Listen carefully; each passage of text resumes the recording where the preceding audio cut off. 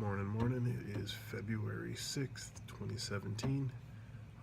Still doing Lewis stuff, and we have had a moderate amount of success with capturing dates and times better than what Lewis can do on its own. So I got a comment on the last video from Henrik, one of the guys who's working on the team. And he has, let me just read what he said. He said, interesting topic with regards to dates and durations in Lewis. From my experience, Lewis is okay at locating date entities in a phrase, and the assumption is most of the time you can compare the date entities to find from and to dates.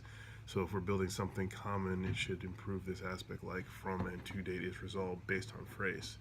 And that's exactly what at least the library that I'm making is doing. It's using the phrases to capture which parts of the sentence are actually from and to dates, at least when you're sort of you've pre-analyzed the sentence to figure out where your duration information is, because Lewis does do all the date and time recognition.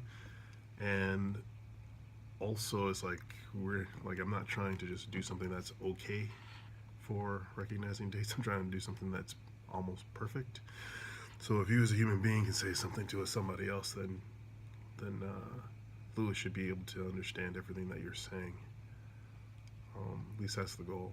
So today, probably going to continue with my duration work, trying to see if I can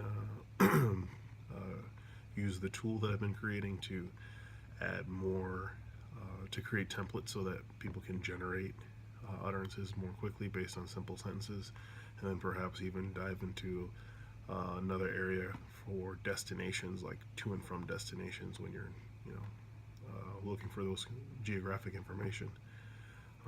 I just look at duration as like the first step in sort of template analysis of sentences to find out contextual information, to find out more concrete things.